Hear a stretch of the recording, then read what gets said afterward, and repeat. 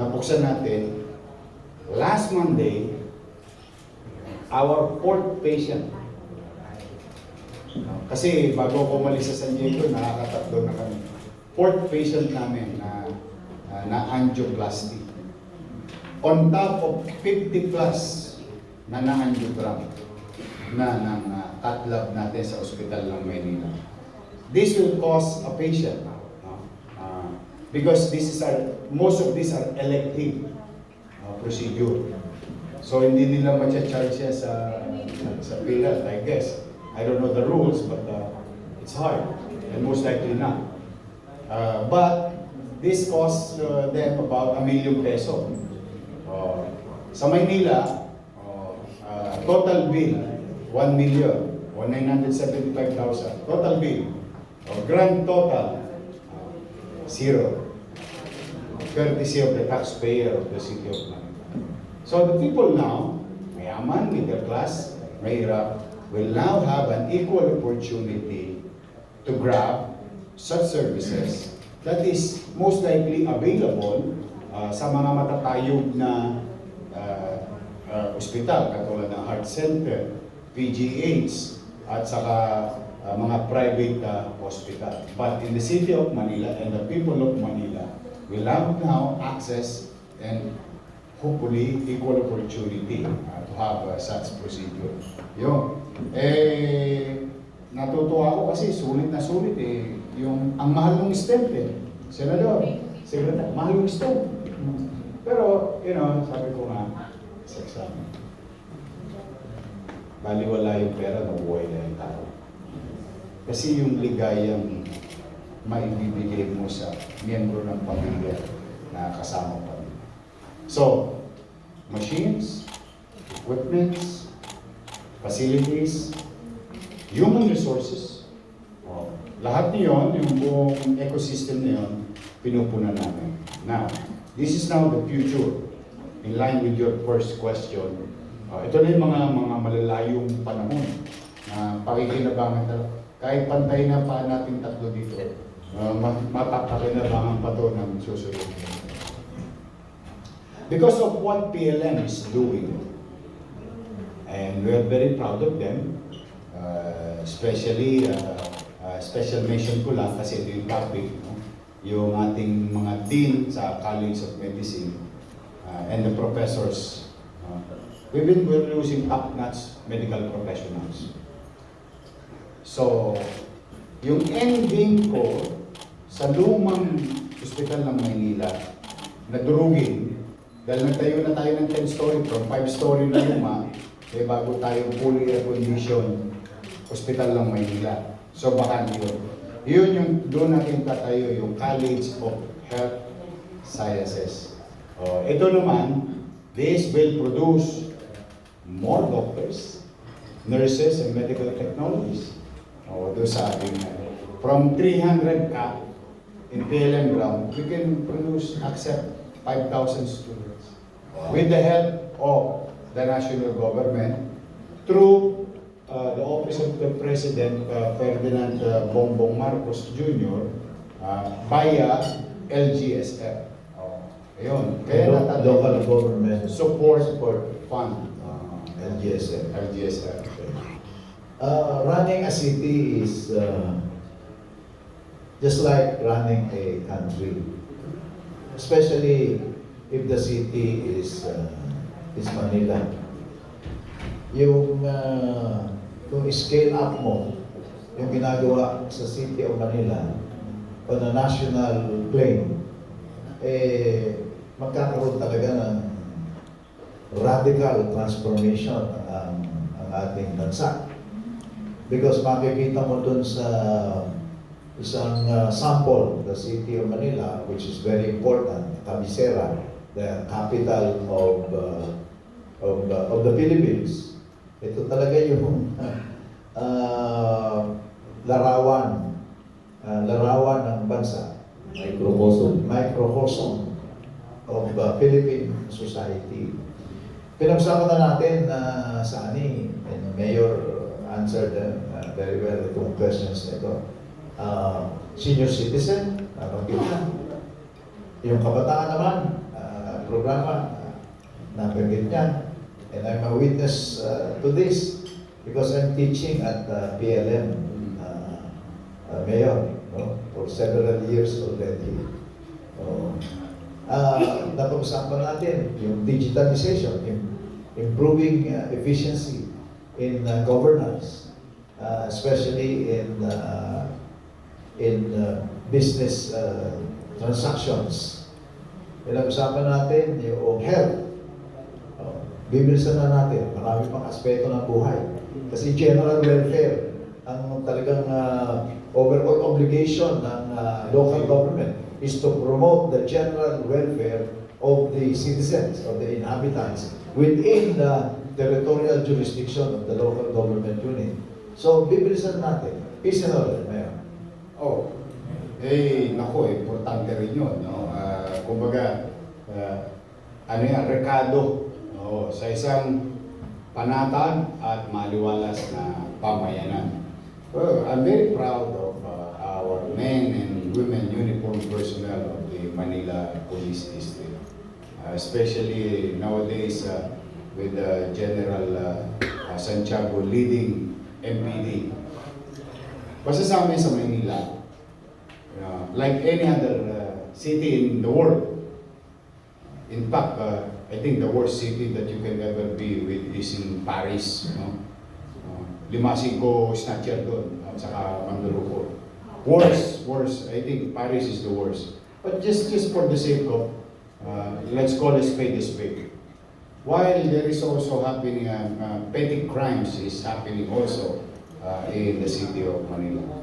Whether it is petty or heinous crime. Basta commitment namin sa taong bayan, if we can prevent, that's gold medal. But ito, panawag ako lagi sa mga tulongges, sa mga underworld. Pag ginawa nyo sa Maynila, ang ikamamatay ninyo, puyat.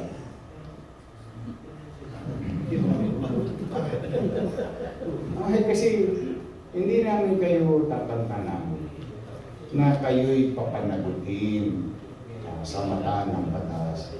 Kukunin namin kayong buhay hanggat maaari because ang policy ko sa Manila, get them alive in as much as we can because we should not be the judge. We should be the enforcer. We enforce the law and let the judge decide whether he is guilty or not. We bring justice to the victim, that is our job. Kaya dito sa Manila, napapansin mo, may nangyari kanina, o huli ngayon, huli bukas, o maaaring mahuli ng ilang oras, maaaring isang linggo, isang buwan, isang taon, 5 taon, I don't care. We will go after you. Yan ang commitment namin sa nila. That's why the effects of it is umaalis na yung mga tulongges. May mga nakatira pa rin sa aming mga tulongges, pero hindi na tumitira sa Maynila. Wala, hangganan yung ano ko eh. Jurisdictional eh. Geographical yung authority ko eh. Pero, halimbawa, let's just say, for the sake of fairness naman, I don't tolerate them. If they committed somewhere else and warrants are available, ako, hinahabol din namin. Katulad ng mga nagtago, meron kami 10 years, 7 years. O ito, baka mamaya, o yung nangyari isang heinous crime noong Abril, o nagtago, o tali. I think yesterday nadali na. O tapos yung isang naman, na may pending warrant, o somewhere else, o namahay sa Maynila, o hinuli nung Smart. So, this is our commitment about the peace and order situation. There is certainly in Manila. How will you describe the Very challenging. peace and order? Very challenging nowadays because of the economic situation. Kaya yung petty crimes, parang nandiyan siya lagi. Snatching, yung jumper naman, hindi nagtatagal. Isang oras lang, kalawit. Yung iba nga sumusuko na eh. Tingnan ninyo yung arte. Kasi meron nangyayari ngayon. Ito, I don't tolerate this. And I will not allow it, given a chance. Pero at the same manner, hindi ko rin mapipigilan yung galit ng tao. Alam mo yung mga nagja-jumper sa arte ngayon, hinahanap na ng hindi pulis ang naghahanap. Yung taong bayan gusto na silang pagbigyan. Nagagalit din yung mga taga-Tondo, yung nasa atin. Kasi yung muhi, tinatamasa ng regular citizen na wala namang kinalaman. Sa nervyos ng mga ng mga jumper, sumusuko ngayon kasi bakit ka sumuko? Parang ipapatay sa amin doon sa amin, hinahanap ko ako. Kilala ko po yung naghanap sa amin, pagbibigyan daw ako. Kaya gusto ko na lang sumuko sa police. Kaya, so the point is, meron ba mangyayari tomorrow o mamaya? Posible. Next month, posible. Pero ito, tiyak, hoyo kayo lahat. Ngayon sabi ko, payo ko naman, bilang ama ng bunso, huwag na, magbagong buhay na kayo. Kung hindi man, lagi ko sinasabi, because I grew up in the street, sabi ko, basta walang tatay sa sarili niyong bakuran. Yun ang, kung hindi ko kayo mapagbabago, walang, pero pagka kayo may pananagutan, nalaman namin, papapanagutin namin kayo sa mata ng batas. Economic development and job creation. Mayor, ano mga programa at naisagawa na at gagawin pa para sa ganoon na kahit sa dito man sa lungsod ng Maynila ay ating mapalago ang negosyo at magkaroon ng maraming trabaho para sa mga Manileño o kaya pati kahit sa mga dayo, marami naman dayo dito sa atin nagtatrabaho. Jobs is part of the 4 pillars of the MBN, the minimum basic needs, the focus na. And for me to have and offer job opportunity is to really allow, liberalize our rules. Ease of doing business must happen in Manila, which even ARTA at the time, in 2019-20, binigyan kami ng pagkilala.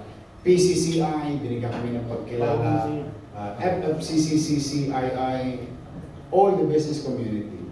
Kasi under our watch, pinaluluwag ko ang pamumuhunan sa Manila. We grew double digit in just one year. And that provides a few tens of thousands of jobs in Manila. Even our senior citizen, PWDs, although hindi sila required, but try to use our persuasive power to allow my senior citizen to continue to make a living o malibang. Lalo na yung malalakas kong mga lolo-lolo, kahapon lang yung papa is nag-hire naman ng senior. So, jobs is very important to me kasi ang katwiran ko, housing, education, healthcare, and jobs. Kapag ang pamilya ay may masisilungan at ang tatay may trabaho, nanay ay may trabaho, ang bata papasok sa eskwelahan, ang pamilya pag may kasakit, may mapupuntang maayos na ospital. Buo na ang kapanatagan.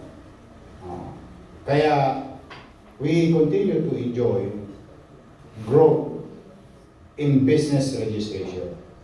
And the effects of it is jobs are being available in the city of Manila.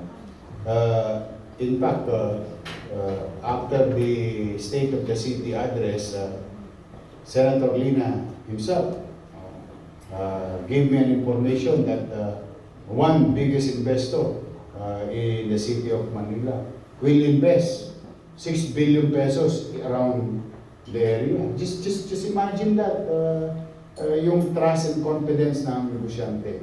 By next year, itong ating SM Harrison Plaza, malaki yun. By tens of thousands of jobs. Ang deal ko naman sa kanila, pwede ba akong makikisuyo? Kung pwede, yung around the area, Liberisa area, mabigyan ng pagkakataon na priority sa trabaho.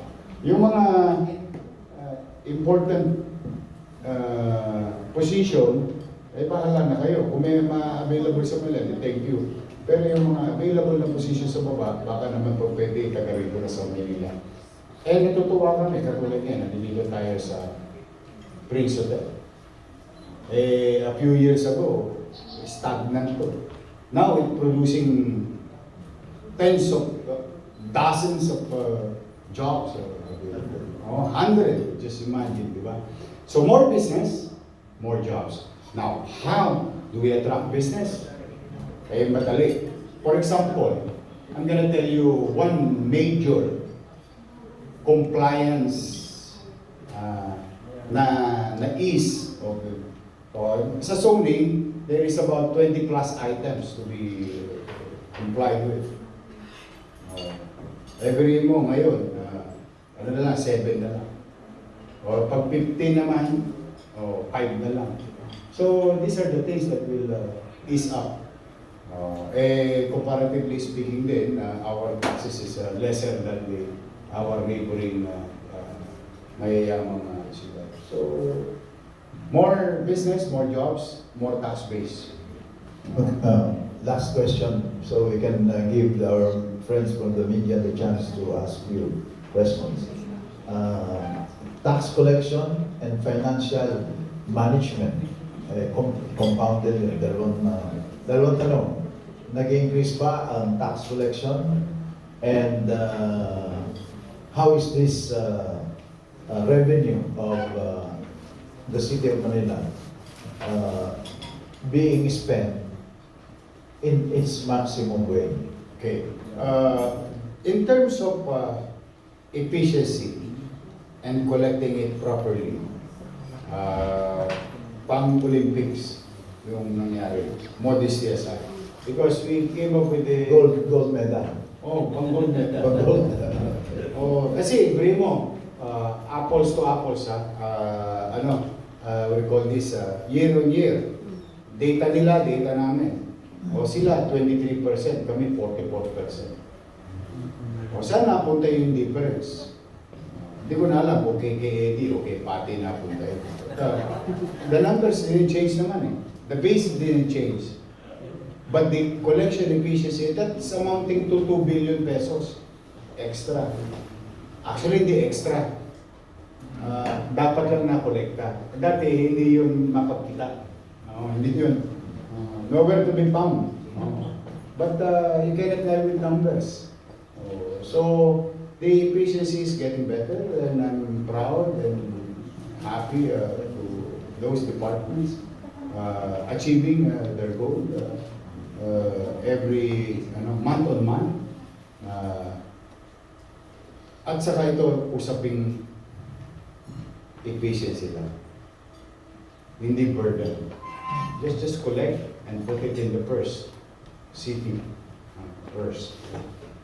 One last po, yung po mga housing project na malayo mararating na mga beneficiary, pwede po bang isalaysay natin kung ano mga naging big leap forward ng City of Manila sa aspeto ng housing project? Bakit malapit sa akin ang housing? Squatter ako. Alam nyo, noong naging konsyel ako, most of the ordinances or what you call local laws that I introduced, authored, co-authored, depended and approved on the floor sa Puseo ng Manila is Land for the Landless program under the Lina Law. Yung Lina Law pong sinasabi ko, huwag na kayo lumayo ng tingin. Nasa nangka ko lang. Siya po yun, kaya tinatawag namin Lina Law. Because yun ang aming konstitusyon sa paggawa ng Land for the Landless program. Okay? Now, noong ako may naging bahagi ng ekotibo, ayun na, pinatupad ko na. Yung pagbili ng lupang na-expropriate at pagtatatag ng horizontal and vertical in city vertical housing program. Ito yung, tingnan niyo yung word, it's a very important, minsan nababasa lang natin, pero ito yung value, the program value in city. So ano ang pinagkaiba noon sa mga matatagumpay na pabahay din? May matagumpay, may hindi matagumpay, na pabahay din ng lumang panahon. Nung lumang panahon, katulad namin mga squatter, pag nadaanan kami ng road widening, tapong kami sa Tagat-Tagatan, sa Pampalay, Cavite, Carmona, and so on. Housing pa rin. Pero you're outside of the city. And there is disenfranchisement. Access to healthcare, clean water, electricity, transportation, and nadi-disenfranchise. That's why, when I read about LKY idea or Lee Kuan Yew, sabi ko, okay itong HDB na to.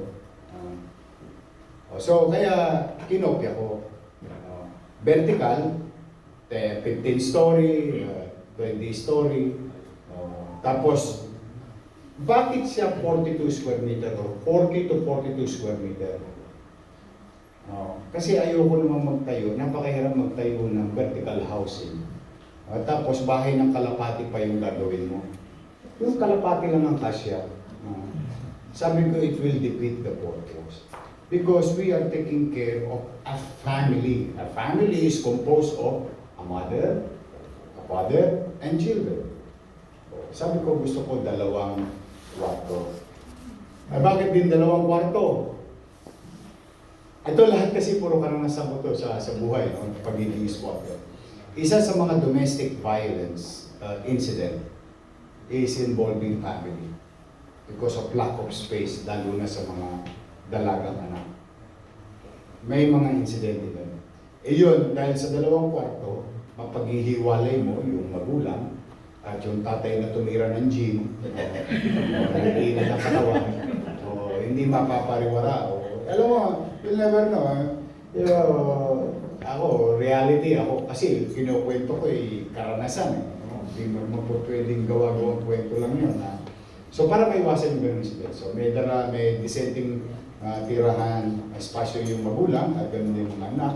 May ample space, may banyo, may labahan, may kusina. Talagang bahay. Kasi sabi ng nanay ko, tandaan mo, Scott, aso nga naghahanap ng masisilungan kapag umuulan. Tao pa kaya?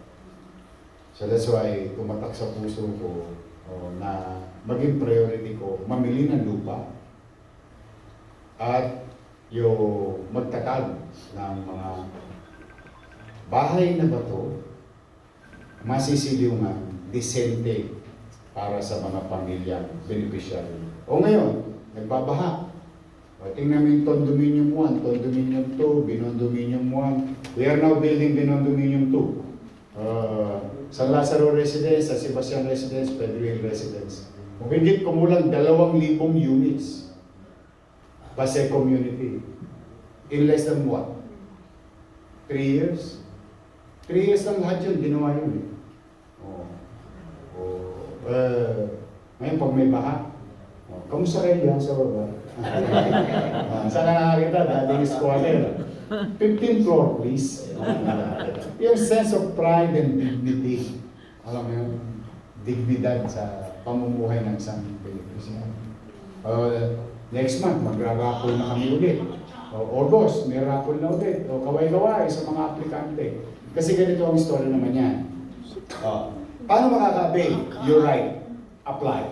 Walk in to. Then we raffle. Paano makaka-avail naman yung mga empleyado ng City Hall? Kung yung lupang ginamit namin ay lupa limbawa ng MHD, kasi wala kaming lupa. Alam mo naman ang scarcity of space.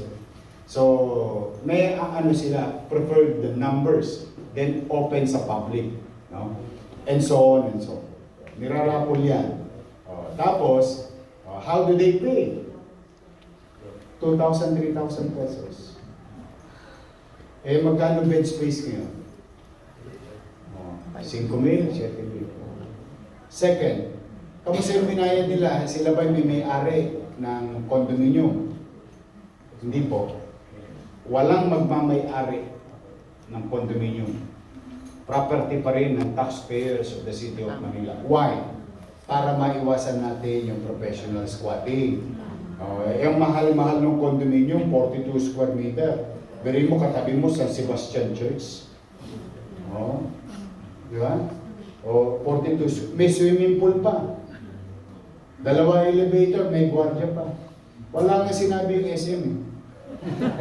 Walang biro. In terms of size, you compare it. You compare it. 29 square meter, 20. Studio, 24. Yeah. Ito, 40, 42 square meter. Magaling yung SM. I'm not belittling SM. Sinasabi ko lang, parang daig mo pang nasa SM.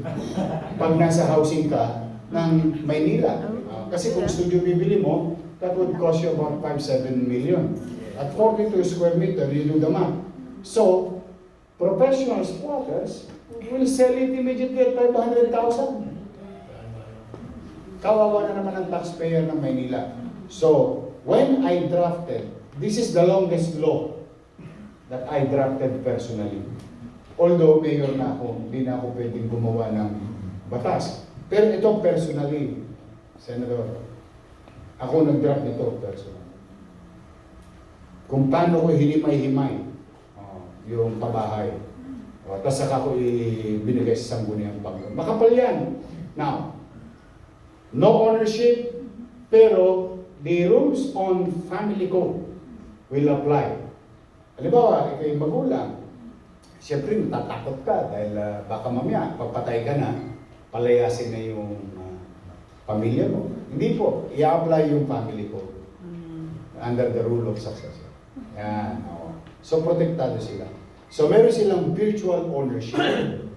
Wala silang ownership para hindi nila mabenta.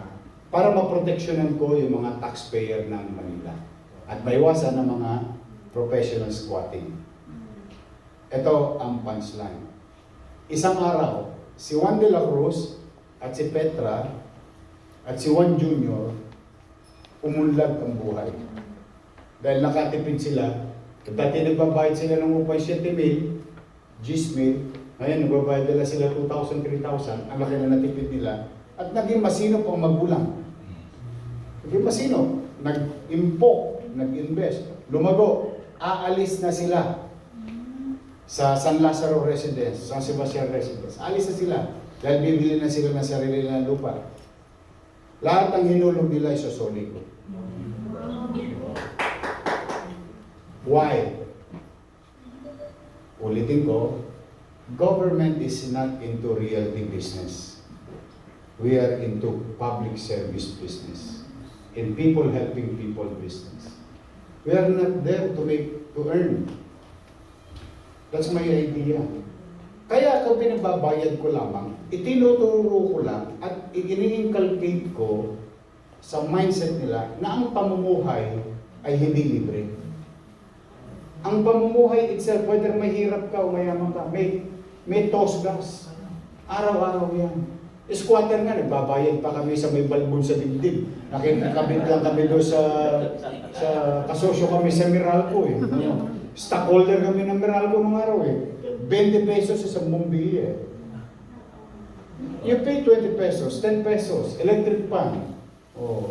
Yung TV, may bayad yun. Babayad ka ng kuryente, kaya lang doon kay Eddie, saka kay Pati, hindi kay Meralco. Tubig. Yung tubig, di ba nung araw nawasak? Sa gabi nawasak yun eh. May gastos.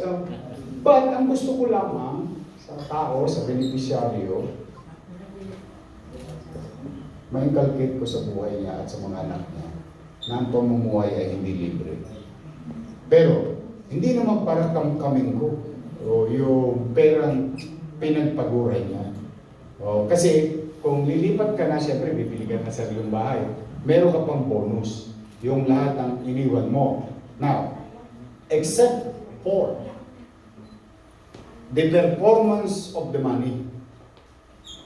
Para makita nyo na economics na dynamics. Lahat ng inuhulog mo, tangan-tangan namin. Kikita yon. Amin yung kita. Yung tubo nun, interest. O kasi yun yung mga pang-maintenance ko. Yung principal protektado. Let's just do the math. Let's just do sample. 2,000. 2012, 24 times 10 years. 240,000. Let's just say 20 years, 480,000. O, lumago ka na, alis ka na, bibili ka na siya. O, balik ko siya 480,000. Nasa trust fund siya. O, paano ngayon? Gugulong ba yung pera? Ay, gugulong. O, kung makapagpapagawa, I'll tell you mga simple man. No? Halimbawa lang, in a good day, nakapagpagawa tayo 100,000 units at 2,000 every single month. Baka every single year, patayo ko ng 20 story. Kasi magiging ginisang lugaw siya. Yung gatas na gatas mo yung gatas, parang sarili mong mantika, gugulong yun, mag-evolve yun. That's what happened with Singapore. Kaya lang sa Singapore, the only difference is 5% with our idea. Sa kanila kasi equity. Talagang binabayad mo at pinalalago ng gobyerno. Sabi ko, doon kasi, people can afford. Pero yung sidecar boy, kaya ba magbayad ng equity noon? Hindi. Pero yung sidecar boy, kaya magbayad ng 2,000. Ako na mismo magsasabi sa inyo, sidecar boy ako eh. At yung 2,000 pesos na yun, pinag ko pa nung high school ako. Sige, I'm gonna tell you. Ako yung sidecar boy, ang boundary ko, Tasikwen. Pag may stereo. Anong araw kasi may stereo eh. Tapos 5 pesos sa Motolite. No? Charge. Anything above that, neto ko. Let's just say, minimum kong kinikita noong 1990, 50 pesos. Times 30 days, 1.5. Ang ulo, per ulo nung araw, 3 piso lang. Kahit malaki wepax nung umupo sa'yo, sakupin dalawang bangko, 3 piso lang yun. Kasi binabase sa ulo eh. Minsan medyo healthy yung kaya baka na makakuha isa. Yay, ka na. Ito ngayon ang mathematics. Magkano ang sidecar ngayon? Posang, Edneb, isang ulo. Magkano? 50. O, kita nyo, mahal na. Kung baka isang daan sa isang araw, 3,000. O, di may neto pa siya sa mga. So, kaya. Kaya ito sinasabi ko, kahit sidecar boy, kahit basurero, kaya magbayad ng 2,000. Pag itinama lamang niya yung kanyang mindset. Kaysa naman, kumita ka ng konti, tapos pupunta ka agad kay Alindoria. Alindoria, small na dyan. Bilog. Pag may pera konti, 4 kantos. Walang mangyayari. Kaya lagi ko sinasabihan yung mga iba natin. Yung swerte iba kasi tama yung mindset na. Dahil empleyado, teacher, yung iba professional, kumbaga, yung mga kababayan ko mahirap, sasabihan ko lagi na kailangan, itinaas ko na yung antas ng pamumuhay ninyo. Kailangan lumawak din ang antas or mindset natin. Pag nagbabago ang buhay, nag-a-adjust tayo sa kabutihan on a positive way. Kaya, personally, we can talk all day about the housing of the city of Manila because in my heart, in my mind, bilang isang squatter, mahirap maging squatter. Yung estudyante ka, hindi mo alam kung yung bahay mo, pag-uwi mo galing sa klase, kung nakatirin pa o wala na. Yung hindi naman po pwedeng habang buhay ka nangungupahan. Paano pag wala ka ng pangupahan? Kaya kami natira sa tahimik, sa likod ng God. Natira kami sa Maria Payo. Natira kami sa Parola. Natira kami sa may Santo Niño, Tagumpay, Sandico, Santo Niño Moriones, Tuason, Kabitingan, Tuason, Mabuhay. Bakit kami palipat-lipat? Kung di kami squatter, na-squat kami, wala kami pang bayad sa kasera, napalayas kami. Pero mahalos inikot ko yung buong tondo. Dahil napapalayas kami. Kaya alam ko ang pakiramdam ng walang sariling tahanan. Salamat sa mga taga Maynila. bigyan ako ng pagkakataon. Kaya bagay na itong mga kapapait kong karanasan, huwag na sanang maranasan ng mga susunod na pamilya sa lungsod ng Manila. May awa ang Diyos. Amen to that. Now we will open our Q&A portion. State your name and your affiliation. Recitation na. Good morning, Yorme. Tina Nolasco po from DZRH. Magkasunod po ang sabay yung sunog na sumiklab sa Pandakan at sa Tondo. Ano po mga hakbang ang ginagawa na ng lokal na pamahalaan ng Maynila? I'm really proud of our MDSW director at J. De La Puente and the MDSWD personnel. No? As you can see, kapag may sunog ngayon lately, since this assumption of office to the leadership of Director J. De La Puente, immediately nandun kagad yung ating first responder for any assistance, meals, and so on and so forth, and data gathering. And within the day or two, nabibigyan na kagad ng financial assistance. And we elevated it from 10,000 to 15,000 per family. Kasi inabot ko na yung inflation. Kasi nagmamahal na rin ang materials, kaya in-adjust ko yung financial assistance. So this is gonna happen. It's happening right now. They just received breakfast this morning. And hopefully, sana nga, maiwasan natin, mag-ingat lang talaga tayo. Walang may gusto na sunog. But the city will be there in our own way.